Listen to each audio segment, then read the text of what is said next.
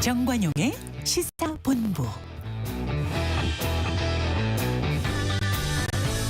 여러분 안녕하십니까? 정관용입니다. 11.6 재보선 여야 모두 자신의 텃밭에서 승리를 거두면서 이변 없이 마무리됐죠. 이제 이 재보선 이후로 약속했던 윤 대통령과 한동훈 대표의 만남에 정치권의 눈길이 모이는데요.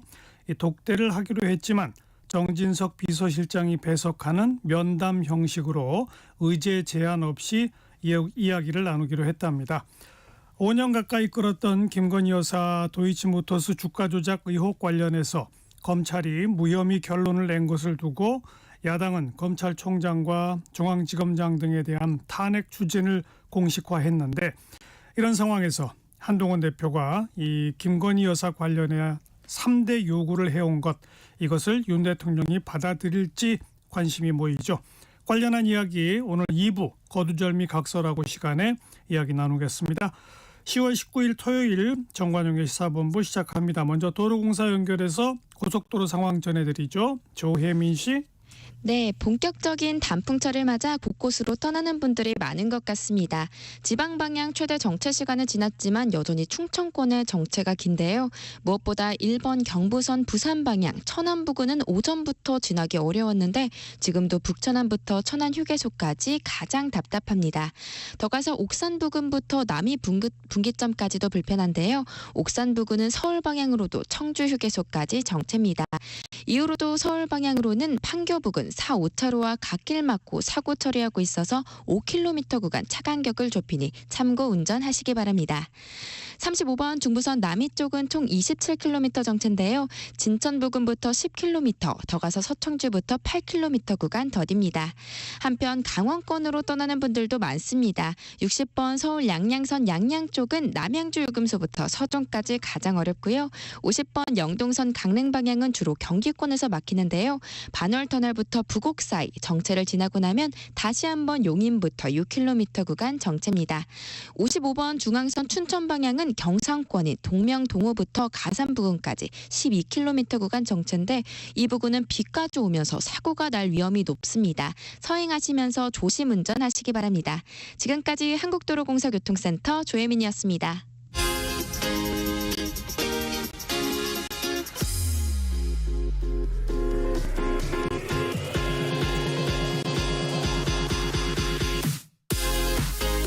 대한민국 시사의 중심 토요일 일요일 낮 12시 10분 KBS 1라디오 정관용의 시사본부.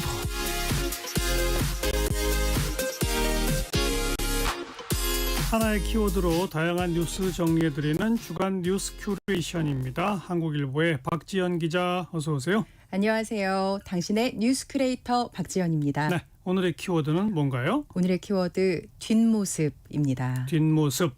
뭐 보통 씁쓸한 뒷모습 이렇게를 표현하는 거죠? 네, 맞아요. 인공지능, 이 AI를 이용한 진짜 같은 가짜 콘텐츠, 딥페이크 기획에 맞춰 준비한 뉴스인데요. 네. 예, 앵커님 졸업 앨범 찍을 때 혹시 어떤 포즈로 찍었는지 기억하세요? 뭐 한 반 전체 모여서 찍은 것도 있고 뭐 한 서너 명씩 찍은 것도 있고 그렇지 않나요? 예, 맞아요. 네. 저도 그랬거든요. 근데 요즘 초등학교에서는 이 학교 차원에서 제작하는 졸업 앨범 외에도 이 담임 선생님이 같은 반 아이들과 추억을 남겨주기 위해 이 졸업 기념 앨범도 찍는다고 해요. 그런데 올해 서울의 한 초등학교 학급에선 수십 장의 사진을 이 뒷모습으로 찍었다고 해서 소식 전해드리고요. 얼굴이 안 나온 뒷모습. 네, 그렇습니다. 또 딥페이크의 피해를 걱정하고 실태 파악을 촉구하는 건 이 초중 고등학교만의 일이 아닙니다. 이 대학가에선 학내 딥페이크 성범죄, 이 교육부와 대학 본부가 공범이다라고 외치면서 이 교육부가 적극적 대응에 나서달라는 목소리가 높아지고 있어요. 이 교육부의 뒷모습을 규탄한 현장 저희가 다녀왔습니다. 네.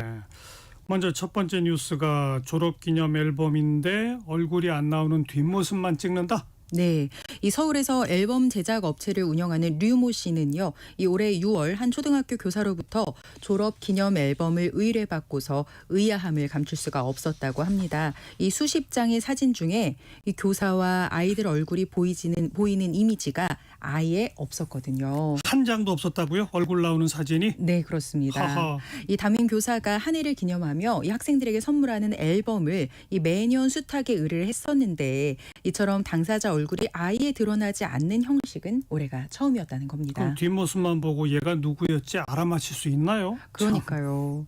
류 씨는 이제 앨범은 얼굴이 의미가 있는데 이 왜 모자이크 처리한 것 마냥 그랬을까 의문이 들어서 이 의뢰인에게 전화를 했대요. 그랬더니 일부러 그런 거라고 하면서 이 학생들이 그렇게 하자고 했다더라 이렇게 말했다고 합니다. 학생들이 제안을 했다. 네. 그만큼 딥페이크 이걸 두려워한다는 얘기겠죠? 맞아요. 이 인공지능을 악용해서 합성하는 이 딥페이크 범죄의 가해자 다수가 10대로 확인되면서 이 의뢰에 찍던 졸업사진이 혹시나 범죄에 쓰일까 하는 우려가 커진 겁니다. 자기 얼굴 사진이 들어간 졸업 앨범을 가지고 그 얼굴을 따서 바로 옆에 있던 친구가 범죄를 저지를지도 모른다. 이런 거죠. 맞습니다.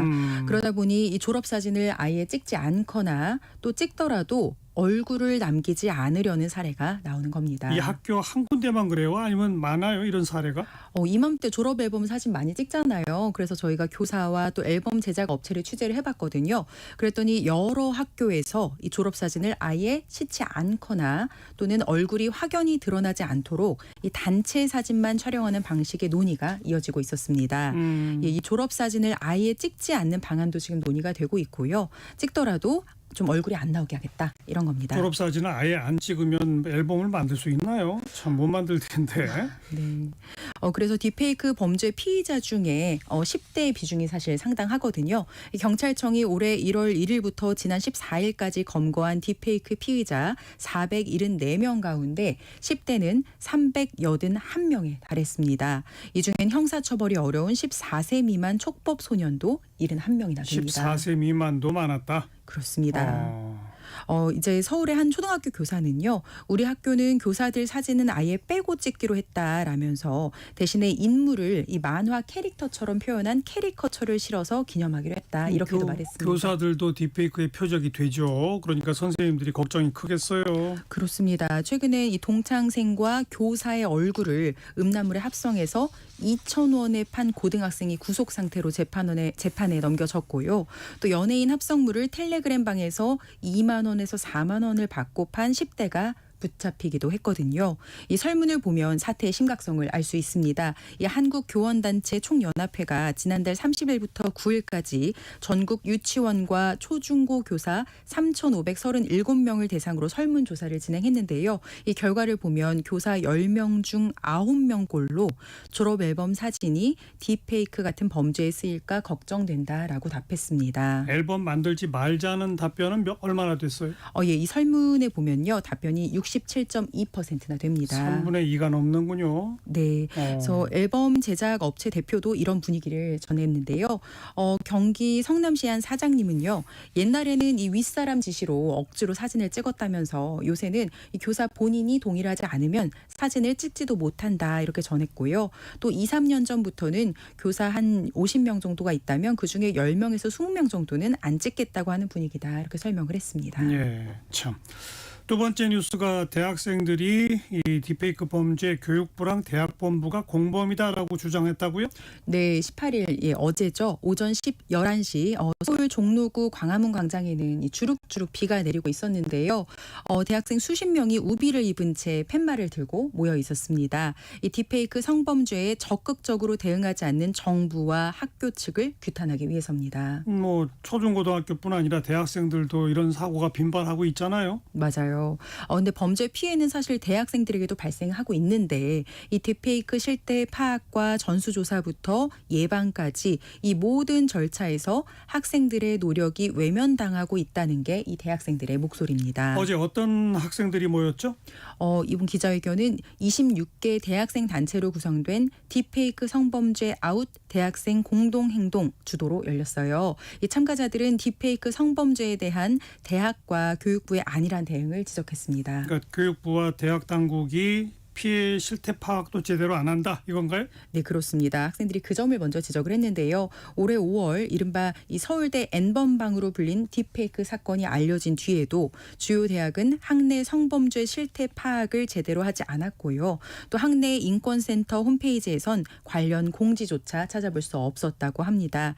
이미건 서울지역대학 인권연합동아리 대표는 이 교육부에선 대학의 성범죄 피해 현황 조사 결과도 발표하지 않는다라고 꼬집었습니다. 대학교 이 교직원이나 학생들 상대로 성폭력 예방 교육 법적 의무 사항으로 반드시 교육을 받아야 되도록 돼 있잖아요. 예, 맞습니다. 잘 되고 있나요? 그런데 이 제대로 시행되지 않고 있다고 합니다. 대개 일회성에 그치고요.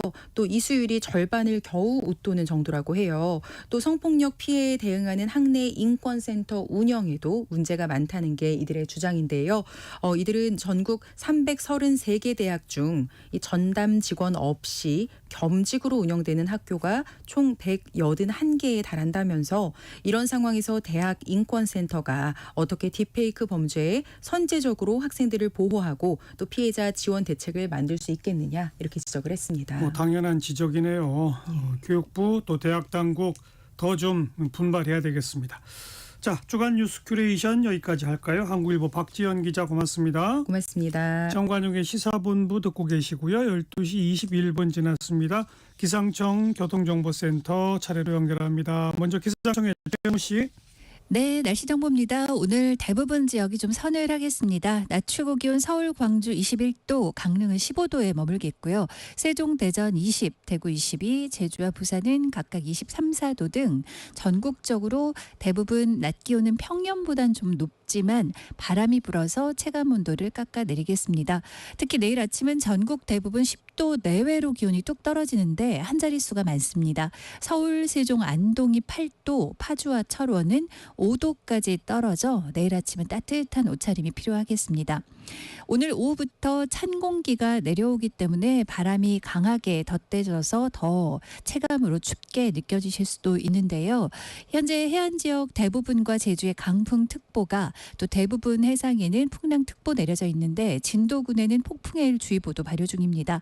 잠시 후 1시부터는 동해남부 앞바다에 풍랑주의보가 풍랑경보로 상향 발효되니까요. 해안가 안전사고에 각별히 주의를 하셔야 되겠습니다. 경기 남동부와 강원, 충청 내륙과 남부지방, 제주 중심으로 오늘 가끔 비가 오다가 오후나 밤에 대부분 그치겠고요. 일부 동해안이나 남해안 쪽은 밤까지 쭉 비가 이어지고 강원 높은 산지는 눈으로 바뀌어서 조금 쌓일 수도 있겠습니다. 제주는 내일 아침까지 비 예보가 들어있습니다. 현재 서울 기온은 21.2도입니다. 날씨 정보 전해드렸습니다. 계속해서 이 시각 교통 상황입니다. KBS 교통정보센터의 공인혜 씨가 알려드립니다. 네, 이 시각 교통정보입니다. 먼저 안개 구간에서 발생한 사고 영동고속도로 강릉 쪽입니다. 강원권인 대관령 2터널 부근 2차로가 사고로 차단돼 전조등 잘 활용해서 조심히 이동하셔야겠고요. 이전 수도권 정체는 둔대에서 부곡 또 용인 일대 지나기 크게 답답하고 이후로도 호법과 여주, 원주 등 분기점을 중심으로 속도 떨어집니다. 반대 인천 방향 강릉 휴게소 부근 1차로에서도 사고 수습 중이고요. 북수원과 둔대 분기점 부근 으로 상행선 정체도 막 시작됐습니다. 경부고속도로 부산 방향 하행선 정체 최대 시간인 만큼 오산에서 남사, 북천안에서 천안 사이와 옥산에서 남이 분기점 쪽 경기 충청권 정체만 46km 구간에 달하는 가운데 추풍령을 지나면서는 많은 비가 내리고 있습니다. 이 빗길인 칠곡 분기점 부근 1차로 사고가 발생하면서 크게 혼잡하고요. 반대 서울 쪽 도동 분기점 부근 정체도 1차로 사고 때문입니다. 이후로도 옥산과 수원 부근 더디다가 판교 진출로를 앞둔 4, 5차로와 갓길에선 추돌 사고 수습 중입니다. 정체 크게 받고 있어서 서울 요금소부터 이 사고 지점까지 5km 구간 내내 어렵습니다. KBS 교통정보센터에서 공인이었습니다.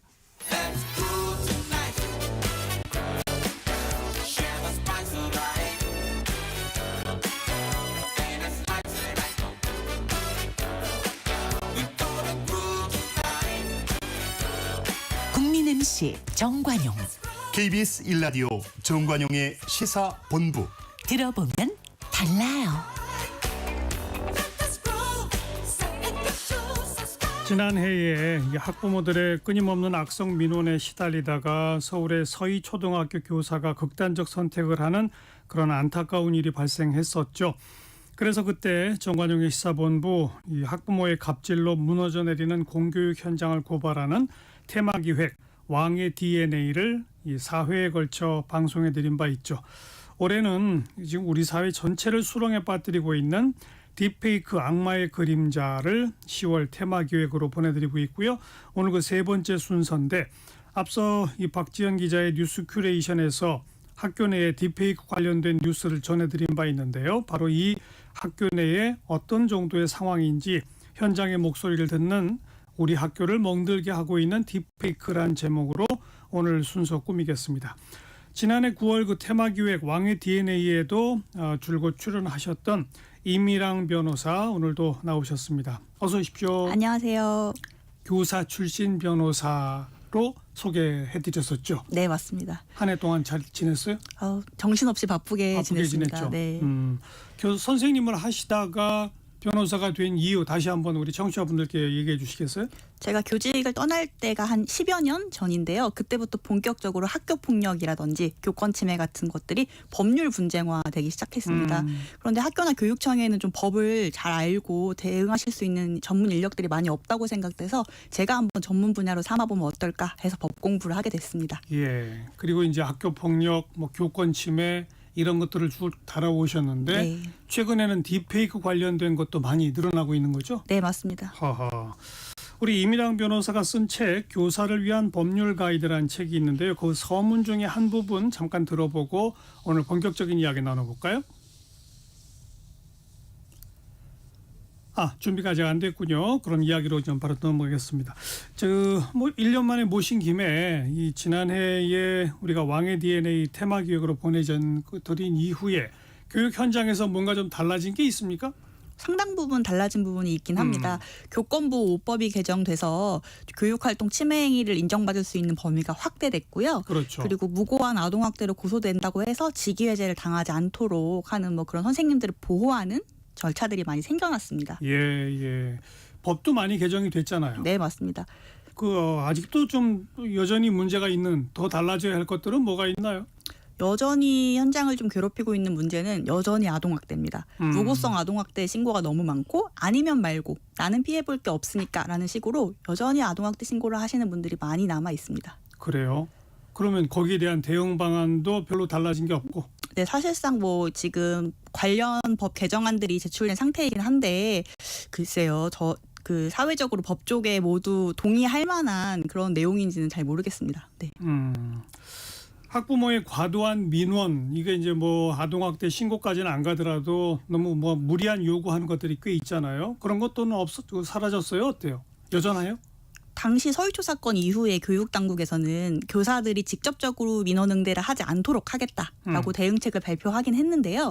학교장이나 이런 식으로 그 창구를 단일화한다 이런 얘기 나왔었잖아요. 네, 맞습니다. 그런데 그게 전국적으로 일률적으로 다 적용된 건 아니어서 정착이 제대로 되지 못한 학교들도 다수 있거든요. 그래서 여전히 교사 개인이 학부모 민원 응대를 하는 분들이 많이 있습니다. 그래요. 그러면 1년 전에 비해 좀 나아졌다고는 하지만 100점 만점에 몇 점 좀 줄 수 있을 것 같아요. 제가 아직 현장 교사가 아니기 때문에 제가 점수를 매기는 게 맞나 싶은데 주변 선생님들 의견을 들어보면 50% 정도? 50%? 네네. 인 것 같습니다. 아직 멀었군요. 네. 그럼 법을 더 바꿔야 됩니까? 아니면 그 제도를 바꿔야 됩니까? 어떻게 해야 돼요?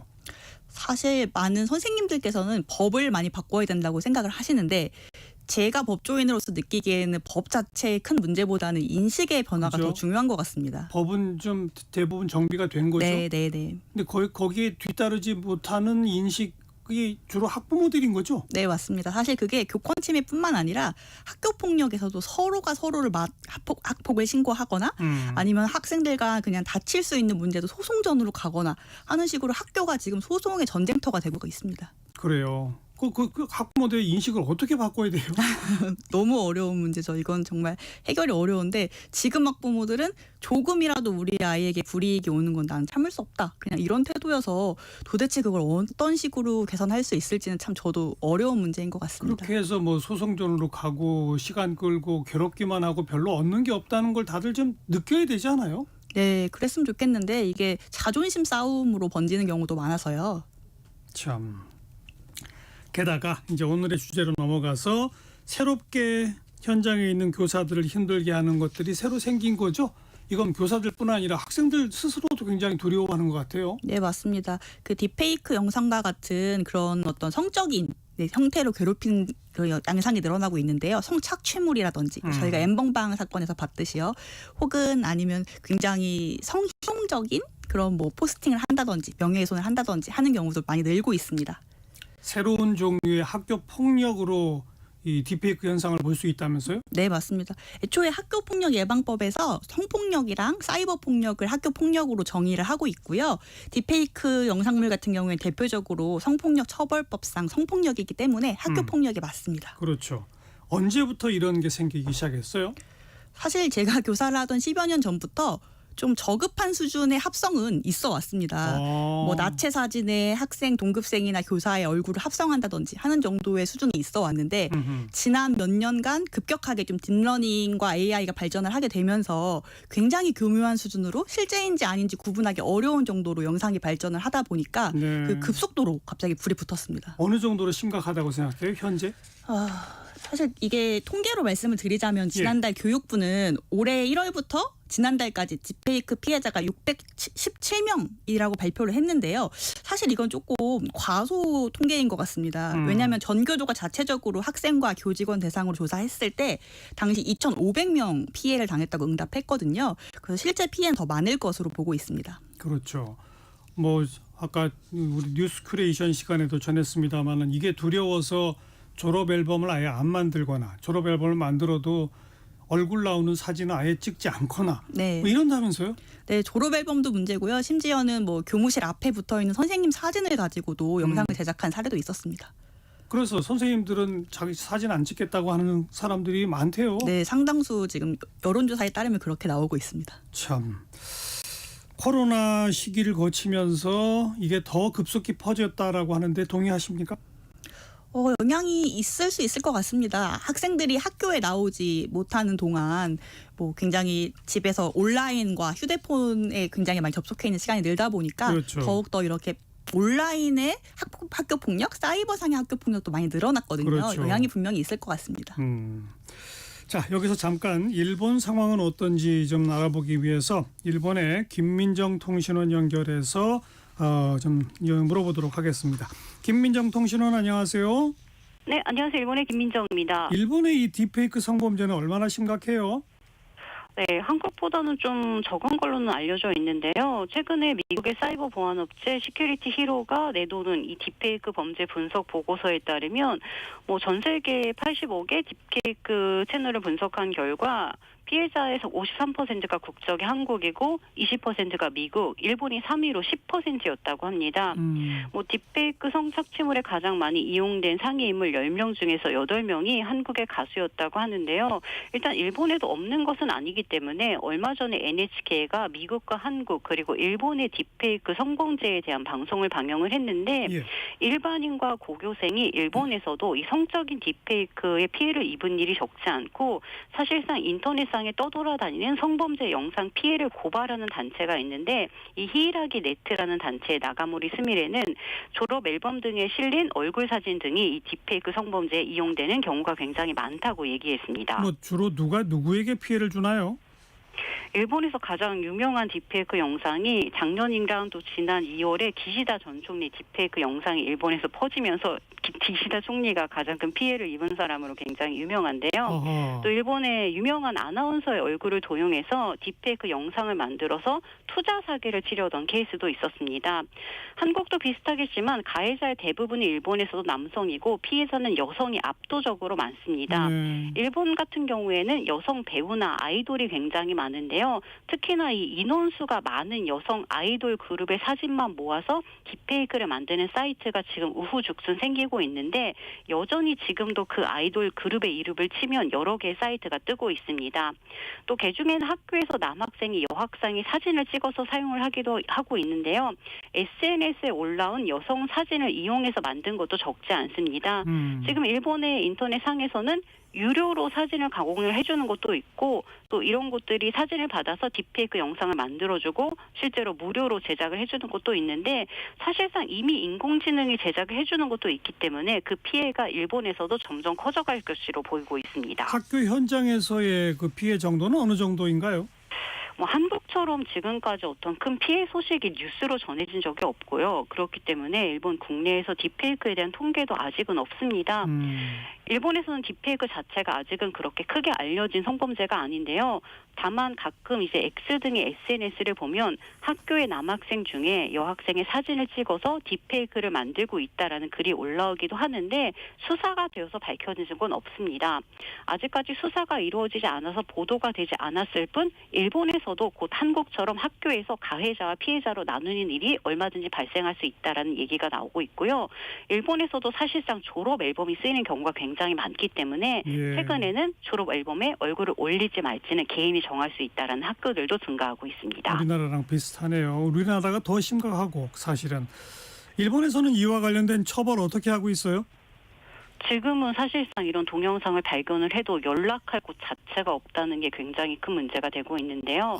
예를 들어서 이제 불법 촬영 영상 같은 경우에는 경찰이나 SNS 운영사의 연락을 취해서 뭐 수사를 부탁을 하거나 내려달라라고 얘기를 할 수가 있지만 딥페이크의 경우에는 아예 신고 대상 외인 경우가 적지 않습니다. 그리고 플랫폼에 따라서 딥페이크 영상에 대한 취급도 전혀 다르기 때문에 절대로 내려주지 않는 곳도 있다고 합니다. 이렇다 보니까 일본 정부가 지금 법률을 만들려고 검토를 하고 있는데요. 일단 지금의 법률상으로는 명예훼손죄에만 해당할 수 있습니다. 한편 SNS에 올린 사진이 사용이 되면 피해자는 그 사실조차 알 수가 없기 때문에 그러한 경우가 굉장히 많아서 수사 자체가 어렵다고 하는데 아까 말씀드렸듯이 이러한 영상들만 찾아서 고발을 하고 있는 나가모리 씨는 원래는 정부가 대책을 세우고 피해자를 지원하는 등 정부의 법적 정비가 중요하다고 가장 강하게 주장하고 있습니다. 예. 아직 한국만큼 심하진 않지만 일본도 이제 점점 이 피해가 커지니까 법률 제정 등의 대책 마련에도 나서고 있다. 이렇게 정리하면 되겠고. 일본 우리 김민전 통신원 연결한 김에 노벨 문학상 탄 우리 한강 작가 일본에서도 한강 열풍 불고 있나요? 물론입니다. 일단 일본 같은 경우에는 한강 작가가 노벨상을 받았을 때 첫 반응은 무라카미 하루키가 올해도 노벨상을 타지 못했다라는 소식이 일본 뉴스를 도배했는데요. 일본에서 가와바타 야스나리, 오에 겐자부로가 노벨 문학상을 과거에 수상을 했는데 그 이후로 지금까지 없었기 때문에 매년 무라카미 하루키가 언제 받을까가 굉장히 큰 뉴스가 되는데 일단 무라카미 하루키에 대한 아쉬움이 가신 이후에는 언론과 독자들이 아시아의 여성으로서 처음으로 노벨 문학상을 수상했다라는 데에 대해서 굉장히 큰 반가움을 표현하고 있습니다. 아사히 신문은 한강 작가의 작품이 전쟁과 분단, 인간의 본질에 대한 질문을 던지고 있다. 그래서 어떤 인간적인 보편성을 가지고 있다라고 평가를 하고 있고 일본 경제신문 니케이 신문은 한국에서 1987년 민주화 후에 문단을 이끄는 차세대 기수가 바로 한강 작가이고 대표작 채식주의자는 일본과 유럽과 미국에서도 번역이 되어서 세계적으로 인기를 끌고 있다라고 보도했습니다. 그리고 이제 사실상 이 한강 작가의 작품들을 발표한 일본의 회사들은 출판사들이 모두 다 중세에 들어갔고요. 지금 도쿄의 대형 서점인 기노쿠니아 서점에 가면 노벨 문학상 특별 코너가 만들어져 있어서 한강 작가의 작품이 일본에서 5권이 번역이 되어 있는데 이 5권이 전부 다 전시가 되어 있습니다. 그렇다 보니까 지금 일본에서도 재고가 부족할 정도라고 하는데요. 아마존 재팬에 들어가면 가지고 싶은 책 순위권에도 한강 작가의 작품들이 올라 있습니다. 그리고 일본의 작가로 한국 문학에 굉장히 큰 관심을 가지고 있는 히라노 게이치로 작가는 소년이 온다라는 작품을 자신의 유튜브에서 자신이 본인이 직접 해설을 하는 동영상을 올리기도 했습니다. 예, 잘 들었습니다. 일본의 김민정 통신원 고맙습니다. 네, 감사합니다. 이민랑 변호사, 그러니까 우리나라가 제일 심각하네요. 네, 맞습니다. 일본의 경우에는 2020년경부터 연예인을 대상으로 한 딥페이크 범죄가 좀 문제가 되긴 했는데 이렇게 우리나라처럼 대규모로 일반인 특히 미성년자를 상대로 한 범행이 아직까지 드러난 게 없어서 예. 현재로서는 우리나라가 가장 심각한 것으로 보입니다. 지금 우리나라는 미성년자 피해도 상당하죠. 네, 맞습니다. 지난 3년간 경찰 수사가 진행된 딥페이크 수사 중에서 피해자 10명 중 6명이 미성년자라고 하는데요. 사실상 올해 굉장히 대규모 미성년자들이 가해자인 텔레그램 방이 터졌기 때문에 통계는 더 늘어날 것으로 보입니다. 네, 이 가해자도 미성년자죠. 네, 맞습니다. 미성년자들이 전체 피의자의 83.7%니까 피해자도 그 주변에 있는 동급생일 수밖에 없어서요. 예, 그러니까 학생이 동급생인 다른 여학생의 사진을 가지고 만든다. 네. 선생님도 표적이 되고. 네, 사실 선생님들에 대한 피해도 조금 늘고 있습니다. 지금 각 지역 교육청에서 선생님들이 피해된 대상으로 교육활동 침해 행위를 심의하는 교권보호위원회가 열리고 있는데요. 상당히 많은 양의 지금 올라오고 있거든요. 선생님들 같은 경우에는 신상이 유출돼서 외부로 연락이 온다거나 이런 경우들도 피해가 많이 늘고 있습니다. 네. 신상 유출돼서 연락이 온다는 얘기는 전화번호나 이런 것까지 막 공개했다는 거 아니에요? 네, 선생님의 음란 사진을 올리면서 이제 해시태그 등으로 선생님의 실명, 주소, 전화번호 하면서 연락을 달라는 식으로 마치 선생님 본인이 올린 것처럼 이렇게 음란물을 올리는 학생들이 좀 늘고 있습니다. 우리 임 변호사를 찾아오는 피해자분들도 많죠? 네, 학생들도 있고 선생님들도 있으십니다. 와서 어떤 걸 제일 큰 고통을 호소해요? 일단 딥페이크 범죄 자체가 가해자를 좀 특정하거나 잡기 어려운 부분이 있어서 그 부분에 대한 어려움도 많이 호소를 하시고요. 또 설령 잡는다고 해도 이미 퍼져나간 것을 자기가 막을 수 있을까? 완전하게 지울 수 있을까? 이런 걱정 때문에 대인 기피 증상을 겪는 분들도 많으십니다. 네, 네. 범죄자 제작한 사람을 찾기가 그렇게 어려운가요? 가해자들은 주로 익명성을 이용할 수 있는 텔레그램과 같은 매체를 이용한다거나 가계정을 만든다거나 혹은 외부 해외 서버를 두고 있어서 우리나라 경찰 수사에 협조를 하지 않는 그런 외부 사이트를 이용하는 경우들이 많이 있습니다. 그렇죠. 그래도 경찰이 수사에 일단 착수하면 찾긴 찾을 수 있는 거죠? 미성년자의 성범죄 같은 경우에는 해외에서도 이제 협조를 하기 때문에 찾을 수는 있습니다. 네. 혹시 우리 이민랑 변호사한테 이런 가해자로 수사를 받게 되는 그런 어린 학생의 학부모들이 변호를 의뢰해서 찾아오는 경우도 있나요? 있습니다. 네. 있어요? 상당히 많고 N번방 사건 이후로부터 이런 성착취물, 딥페이크 영상 온라인 관련된 성범죄에 가담한 남학생들이 굉장히 늘고 있습니다. 그죠? 네. 그러니까 그 남학생들의 변호 의뢰도 오잖아요. 네, 옵니다. 그런 학생들 만나서 도대체 왜 이런 짓을 했는지 좀 물어보죠. 네, 물어보고 사실 저는 제가 이야기를 나눠보고 변화의 가능성이 없다고 생각하면 아예 사건을 수임하지 않는 경우가 많은데 아이들과 이야기를 해보면 이게 직접적으로 피부를 접촉하는 성희롱, 성폭행이 아니다 보니까 가해자가 느끼기에는 피해자가 굉장히 멀게 느껴진다고 해야 될까요? 조금 현실성이 떨어지게 느끼는 것 같습니다. 그래서 마치 본인들은 이게 놀이나 장난인 것처럼 그렇게 느끼는 경우가 많아서 조금 공감 능력을 키울 수 있는 교육이 굉장히 중요하지 않나라고 생각합니다. 정말 그걸 장난으로만 여겨요? 그 결과물을 보면서도? 네, 그렇게 좀 인식을 달리하는 학생들이 많이 있습니다. 표현하신 것처럼 직접 신체 접촉이 있는 게 아니기 때문에 네. 이건 별거 아니지 이렇게 생각한다? 네네네. 근데 그 결과물을 보면 굉장히 막 난잡하고 그럴 거 아니에요. 거기에 자기 친구 얼굴이 있고 선생님 얼굴이 있고 막 그런 걸 보면서도 그런단 말이에요? 네, 그거 자기가 당했다면 느낄 텐데 그러니까요. 공감 능력이 좀 떨어진 학생들이 많습니다. 좀 지적을 하면은 좀 깨닫긴 합니까? 사실 이게 일회성 지적, 일회성 교육만으로는 어려운 거고 굉장히 상당 시간의 교육이 필요할 것 같은데 제가 아까 언급드렸듯이 그 교육도 이게 위법하다라는 교육은 절대 통하지 않는 것 같고요. 좀 공감을 할 수 있도록 상대방의 입장을 느낄 수 있도록 하는 형식의 교육과 상담이 상당히 중요할 것 같습니다. 위법하다는 것만 알려줘서도 안 되더라? 왜냐하면 위법한 건 피할 수 있잖아요. 걸리지 않는 방법을 찾을 수 있기 때문에 단순히 위법하다는 것만으로는 청소년들에게 좋은 교육은 아닌 것 같습니다. 그러면 이건 공감 능력을 키운다는 거는 단순히 이 딥페이크 하나를 가지고 이야기를 하는 게 아니네요. 네. 전체적인 성인지 감수성도 매우 중요하고 제가 느끼기엔 요새 이제 10대 남학생들 중에서 그런 성인지 감수성이 떨어진 학생들이 너무 많아서 그래요? 전체적인 교육이 좀 필요할 것 같습니다. 어느 정도로 떨어져요? 뭐 예를 들면은 그냥 여성에 대해서 기본적으로 좀 혐오하는 그런 감정을 공유하는 커뮤니티 활동을 하는 학생들도 좀 많이 있는 것 같고요. 굉장히 혐오 표현을 많이 합니다. 혐오. 네. 비하하는 표현.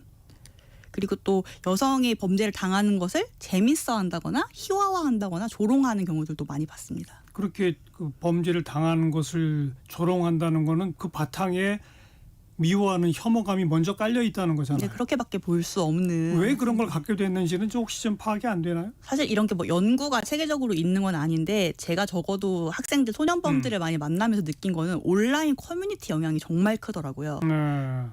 그 학생들한테 너 혹시 커뮤니티 하는 거 있니? 라고 물었을 때 100이면 100 남성 위주의 어떤 그런 커뮤니티 사이트를 하면서 자기도 모르게 왜곡된 인식을 받아들이는 경우를 많이 봤습니다. 남혐, 여혐 네. 벌써 뭐 오래전부터 우리 사회의 큰 문제인데 네네네. 그것의 온상이 온라인 커뮤니티고 거기에 드나들다 보면은 자꾸 그쪽 세계로 빠져들더라. 네네네. 그래. 서로에게 악영향을 미치는 것 같습니다. 그래서 그런 커뮤니티를 찾게 되면서부터 사실은 자기 마음속에 뭔가 그런 마음이 여성에 대한 혐오감이 있으니까 찾을 거 아니에요. 약간이라도. 네, 뭐 달걀이 먼저냐 닭이 먼저냐 뭐 알기는 어렵지만 그것이 더 확대되는 건 맞는 것 같습니다. 확대 강화되는 것은. 그러니까 애초에 그런 뭐 서로 친하게 지내야 할 남녀 아이들 학생들이 서로를 미워하게 되는 근본 원인이 어디 있다고 생각해요, 우리 임 변호사님? 자꾸 이제 어려운 질문을 해주시는데 근데 제가 느끼기에는 그 남학생들이 뭐 특별히 엄청 탄탄한 논리를 가지고 혐오의 감정을 갖는 게 아니거든요. 그냥 별로 생각이 없는데 그냥 받아들이는 경우가 많아서 굉장히 근본적인 접근을 해야 될 것 같아요. 뭐 그 아이들을 설득을 하는 문제도 아니고 그 근본적인 성교육, 근본적인 성인지 감수성 교육이 필요한 시점이라고 생각합니다. 근본적 성인지 감수성 교육? 그게 뭘까요? 네, 너무 어려운데 저는 주로 학생들한테 쓰는 방법이 좀 충격요법을 써서 만약에 네가 벗고서 이렇게 뭔가 자위를 하고 있는 영상이 유출된다면 너는 어떨 것 같니를 굉장히 실제로 구체적으로 상상을 하도록 하거든요. 그렇죠, 그렇죠. 그러면 조금 아이들이 좀 반응이 바뀝니다. 그게 진짜 수치스럽겠네요. 그리고 또 그게 너희 엄마라면 누나라면 이런 좀 더 확장을 해가면 조금씩 반응이 바뀌긴 하거든요. 그래서 그냥 주입식 성교육이 아니라 공감을 할 수 있는 형태의 뭐 역지사지 역할극이라든지 아니면 체험형 시뮬레이션이라든지 좀 이런 교육이 필요하다고 생각합니다. 학교에서 그런 교육 지금 없죠? 못하죠. 학교에서는 구체적인 성교육만 해도 민원이 들어오는 경우가 많습니다. 그래도 이런 것이 범죄가 될 수 있고 너희들이 이런 피해자가 되면 어떻게 했느냐라고 하는 정도의 교육은 해도 되는 거 아니에요? 그런데 아까 저희가 초반에 학부모님들의 어떤 인식 변화가 필요하다고 했던 거의 연장선상인데요. 왜 우리 자녀들을 잠재적 가해자로 보느냐라는 민원도 상당히 많이 들어와서 그런 교육을 하면? 네. 그래서 선생님들이 교육도 굉장히 조심스럽게 하셔야 돼요. 참. 자, 그러면 뭐 내가 만일 이런 피해를 당했다. 그러면 이제 어떻게 대처하는 게 옳습니까? 사실 이게 일단 모든 범죄는 증거를 수집하셔야 하잖아요. 그 딥페이크 영상에 나오는 사람이 나라는 걸 또 제가 입증을 해야 되는 거거든요. 피해자가. 그렇죠. 그러면 원본 사진이 있어야 돼요. 과연 내가 가지고 있는 사진 중에 어떤 사진이 활용됐는지를 확인을 해보시고 그게 동일한 사진이라고 확인이 되면 이제 신고를 하셔야겠죠. 수사기관에 직접 신고를 하시는 방법도 있고 아니면 디지털 성범죄 피해자 지원센터 같은 곳을 통해서 조력을. 디지털 성범죄 피해자 지원센터가 따로 있어요? 네네네. 이게 센터가 따로 있고 뭐 서울시, 경기도에서도 각 지자체별로 지원을 하는 센터들이 있어서 그런 단체의 도움을 받는 것도 좋은 방법입니다. 네. 원본 사진과 자기 피해에 합성된 그 영상까지 확보해서 그래서 신고를 하면 또 지원센터에 가서 도움을 받아서 역시 또 신고를 하는 거죠. 네, 맞습니다. 그러면 그 다음에 이제 뭐 범죄를 찾는 그 범죄자를 찾는 거는 경찰이 할 일이겠지만 이미 올라가서 퍼져 있는 거를 삭제하거나 할 수 있는 방법은 없어요? 네, 그게 이제 그 성범죄 피해자 지원센터에서 지원을 해주는 건데요. 뭐 디지털 장의사라고 해서 이미 올라와 있는 정보들을 좀 삭제해주고 하는 역할을 하는 분들이 있어서 그분들에 대해서 금전적인 지원도 가능합니다. 그래도 그런 디지털 장의사들이 동원된다 해도 전부 다 없애기는 어렵다면서요? 그래서 피해자들의 불안감이 정말 그러니까요. 커질 수밖에 없는 거고 누군가는 가지고 있지 않을까? 나를 아는 사람이 아직도 보관하고 있지 않을까라는 피해가 굉장히 큽니다. 그러니까 특정 사이트나 이런 데 올라가 있는 거는 뭐 삭제를 했다선 쳐도 거기서 다운받아 가지고 또 퍼뜨릴 수 있는 거잖아요. 네, 맞습니다. 걸리지 않으면 모르는 거죠. 그걸 일일이 뭐 밤새도록 계속해서 매일처럼 찾아다니는 피해자들도 꽤 있다면서요? 그래서 일상생활이 아예 무너지고 결국엔 사회생활을 아예 하지 못하는 피해자들도 다수 있는 걸로 알고 있습니다. 자, 이제 반대로 뭐 내가 어린 자녀를 두고 있는 부모인데 우리 자녀가 그런 짓을 하는 것 같다라든지 뭐 신고를 당했는데 뭐 알고 보니 가해자로 지목이 됐다든지 그런 학부모들을 위해서 좀 조언해 주실 얘기는 없습니까? 사실 우리 아이가 그런 걸 하는 것 같다라고 의심하는 분들조차 쉽지 않은 것 같아요. 나중에 사고가 발생하면 정말 몰랐어요. 모르겠죠. 이럴 줄은 몰랐어요. 모르겠죠. 라고 하시거든요. 근데 이미 그때도 늦은 게 아닌데 이제라도 사실 제대로 교육시키고 다시는 그런 일을 하지 않도록 하는 게 정말 중요하거든요. 그러려면은 그 소년범의 범행을 축소시키려고 하시는 게 다가 아니라 이번 기회에 제대로 된 처벌, 상담, 치료 등을 할 수 있도록 조력을 해주시는 게 되게 중요해서 부모님들의 마음가짐이 정말 중요합니다. 네. 그리고 뭐 그렇게까지 이제 뭐 신고당하거나 하기는 아니지만 방금 말씀처럼 우리 아이가 혹시라도 그럴까라고 걱정되시는 분들은 사전에 미리 좀 상담을 대화를 좀 하는 게 필요하죠. 네, 대화를 좀 하시고 그냥 이렇게 은근슬쩍 요새는 뭐 어떤 어플을 많이 쓰니 뭐 어떤 사이트에 관심이 있니 이런 것들 좀 대화로 허심탄회하게 하셔서 좀 청소년 유해 사이트라든지 아니면 너무 지나치게 익명성이 보장되는 채팅방이라든지 이런 것들은 사용하지 않도록 잘 지도해 주시는 게 좋겠습니다. 그리고 아예 요즘은 이런 그 학교 딥페이크 피해 관련된 뉴스 기사도 많이 나오니까 아예 그 기사를 같이 읽으면서 너도 이런 거 본 적 있니? 네가 만약 이런 피해자라면 어떻게 되겠니? 뭐 이렇게 해보는 거 어때요? 너무 훌륭하시죠. 그런 훌륭한 학부모님들만 있으시다면 사실 굉장히 안심이 될 것 같습니다. 아니 네. 한두 번이라도 그냥 그 평상시 이런 대화는 할 수 있잖아요. 그럼요. 충분히 할 수 있는데 뉴스 보고 기사 보면서. 근데 생각보다 성범죄 가해로 된 이제 소년범의 학부모님들을 만나보면 성교육을 집에서 못했다고 하시는 분들이 많습니다. 그렇죠. 네. 아예 이쪽 얘기는 금기시 거북해서 네. 금기시 하다 보면 이런 일이 또 벌어질 수 있는 네, 거니까. 아, 그래요. 집집마다 이제 좀 경각심을 갖고 이야기를 나눠야 되겠고 학교 당국, 정부 당국을 향해서 마지막으로 할 얘기 있습니까? 네, 제가 아까 공감 교육에 대한 말씀 많이 드렸는데 이렇게 항상 어떤 사건이 터지면 학교에서 교육해라. 라는 지침이 내려오거든요. 그냥 단위 학교에서 교사 개인이 성교육 프로그램을 풍부하게 만들어서 실행하는 게 굉장히 어렵고 민원의 요지도 있어서 좀 국가 차원에서 표준화된 성교육의 프로그램을 좀 개발해 주셨으면 좋겠습니다. 이렇게 기술 발전에 따라 신종 범죄가 나오면 학교 교육 프로그램도 바뀌어야죠, 빨리. 맞습니다. 그래요.